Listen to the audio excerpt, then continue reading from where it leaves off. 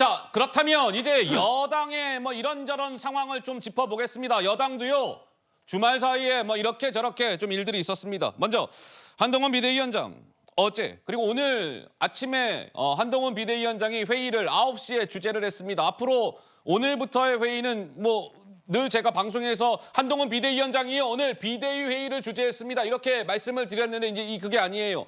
한동훈 비대위원장이 이제 선대위 회의를 주재하게 되는 것이죠. 오늘부터는. 자, 어제와 오늘 발언이 차례대로 등장할 겁니다. 이렇게요. 들어보시죠. 이재명의 민주당, 조국, 통진당의 후예들이 뭉친 후진 세력들의 탄핵 본색이 드러난 것이고 진짜 목표가 드러난 겁니다. 이런 범죄 세력의 연대가 다음 국회까지 장악해서 난장판을 펼치는 것을 반드시 막아야 합니다. 지난 4년간 거대 민주당이 범죄 방탄 등으로 변질되면서 국민의 삶에 의미 있는 변화를 이끌어내지 못했을 뿐만 아니라 이번 총선은 범죄자 방탄을 위한 것도 아니고 범죄자를 위한 사당화를 위한 건 더더욱 아닙니다. 민주당에 주시는 한 표는 이재명 대표를 위해 쓰이겠지만 국민의힘에 주시는 한 표는 동료 시민의 미래를 만들 것이라는 말씀을 드립니다. 한동훈 비대위원장이 자, 이재명 민주당 대표의 그 속내가 드러났습니다. 라고 하면서 탄핵이라는 두 글자를 이야기하죠. 이재명 대표가 지난 주말 사이에 굉장히 많은 곳을 다녔습니다. 특히 이 수도권의 뭐 경기도 지역을 뭐 여러 군데 다녔는데 윤석열 대통령의 탄핵을 암시하는 듯한 발언이 이곳 저곳에서 많이 나왔습니다. 촛불, 해고, 중도 해지, 알바도 일 못하면 중도에 그만둬요. 스톱, 미스터 프레지던트 윤, 거시기 해불자, 뭐 이런 단어들 직접 한번 들어보시죠.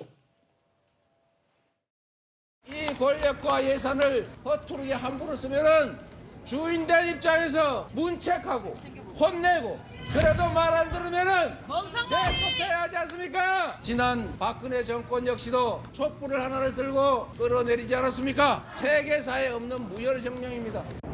더 이상 쓸 수 없는 사람들이라면 이제 해고해야 되지 않겠습니까? 도저히 못 견디겠으면 중도 해지해야지요. 야단 쳐서 안 되면 회초리를 들고 회초리를 들어도 안 되면 해고해야 합니다. 하다못해 알바를 써도 열심히 일하지 않으면 중도에 그만둘 수밖에 없지 않습니까? 무도한 정권 심판할 준비 되셨습니까? 스탑 미스터 프레지던트 윤. 윤석열 정권은 국민을 정말로 거시기로 보고 있습니다.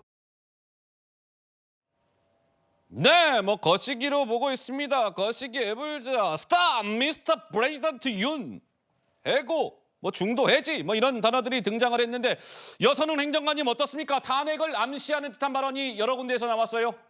네, 여기 지금 뭐 화면에 이제 제목에 나와 있는 것처럼 심판론 전쟁 가열되고 있다. 이게 사실은 정권 심판론은 민주당의 이제 선거 전략이고 프레임이거든요. 그런데 지금 민주당 입장에서는 윤석열 정부 정권 심판론을 계속 부각할 수밖에 없는데 조금 아쉬운 것이 이제 뭐 민주당이 아니라 국민의힘 이걸 맞받아칠수록 계속 정권 심판론은 계속 이번 선거 국면에서 이제 계속 이제 주제가 되고 화제가 될 거다. 그러니까 저는 그 한동훈 비대위원장이 그러니까 이재명 대표를 계속 맞받아치는 이러한 이제 뭐 언행보다는 저는 계속 줄곧 주장하지만 어쨌든 중도층 확보할 수 있는 그런 메시지들을 던져야 된다. 근데 최근에 이제 이번 주말 사이에 뭐 국민의힘에서 여러 이제 뭐 논란들이 있었는데 사실 한동훈 위원장이 최근에는 달라진 모습을 조금 보여주고 있습니다. 그러니까 뭐 지금 여권에서 보는 뭐 지금 이제 막말로 인한 후보자들 사퇴도 굉장히 빠르고 즉각적으로 하고 있고요. 그리고 또 이제 뭐 황상무 논란 그리고 이종석 대사 논란 같은 경우에도 한동훈 비대위원장이 이제 용산과 다른 목소리를 보여주고 있어서 한동훈 위원장은 새로운 전략을 조금 다시 한번 좀 가지고 와서 이제 세게 드라이브를 걸어야 된다 이렇게 좀 생각을 합니다. 자, 그런데 이재명 대표가 최근에 이제 선거가 임박해 오면 임박해 올수록 이 뭐랄까 발언의 이 수위나 쓰는 단어나 이런 게 좀 이렇게 수위가 높아졌습니다. 아까 뭐 이제 탄핵을 암시하는 듯한 뭐 이런 발언들도 그렇고요. 간덩이가 부어 터졌어요. 윤석열 대통령을 겨냥하는 발언 같아요. 술 먹을 시간이 어디 있습니까? 시정 잡배, 뭐 껌찍찍 씹고 뭐 후안무치 이런 단어들이 등장할 겁니다. 직접 한번 들어보시죠. 간땡이 부어 터진 국민을 능멸하는 폭력적인 폐륜 정권에게 확실하게 보여줘야 합니다. 입틀막 정권 술 먹을 시간이 어디 있습니까? 제가 성남시장을 할 때 시장의 한 시간은 100만 시간의 가치가 있다고 실제로 생각했습니다. 경기도도 마찬가지입니다, 여러분. 계속 도지사 할 걸 그랬어요. 입에도 담기 어려운 더러운 말, 소위 시정 잡배, 껌찍찍 씹고 다리 들들 떠는 이런 사람들조차 쓰지 않는 말, 그걸 당시에 한나라당이었나요? 수치심도 없습니까? 어떻게 그렇게 후한무치할 수 있어요?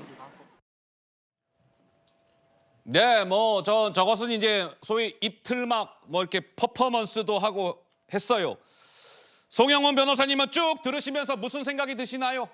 자꾸 지금 이재명 대표가요 본인에게 되돌아갈 말을 하고 있어요. 그래요? 그 폐륜 얘기하면은 사실은 형수 욕설부터 떠오르고요. 그다음에 저런 무슨 입틀막 퍼포먼스를 하고 뭐 양문석 후보가 막말한 것은 표현의 자유다 이렇게 얘기를 하는데요. 이재명 대표는 표현의 자유로 입에 올릴 자격이 없어요. 지난번 대선 때 뭐 했었습니까? 그 지금 성남 수정에 있는 그 장영하 변호사가 대선 때 굿바이 이재명이라는 책을 썼습니다. 그분이 성남에서 오래 활동했기 때문에 이재명 대표가 변호사 시절에 뭘 했고 성남 시장 시절에 뭘 했고 이런 걸 너무너무 잘 알아요. 그래서 굿바이 이재명이라고 한 책을 내니까 이재명 대표 바로 뭐 했습니까? 법원에다가 출판금지 가처분 냈어요. 아예 책을 분석행위하려고 했던 분입니다. 그리고 뭐 권력과 예산을 허투루 함부로 쓰면은 문책하고 혼내고 내쫓아야 된다 이렇게 말씀하시는데 그게 바로 이재명 대표가 성남시장 시절에 벌어진 대장동, 백현동, 경기도지사 시절에 벌어진 법인카드 유용 이런 거 다 본인한테 무관하지 않은 이야기 아닙니까? 본인이 지금 이런 것에 대한 책임을 져야 되고 그게 시장 시절, 도지사 시절에 드러났으면 오히려 본인이야말로 주민 소환돼가지고 쫓겨났을 것이다. 저는 그런 말씀드립니다.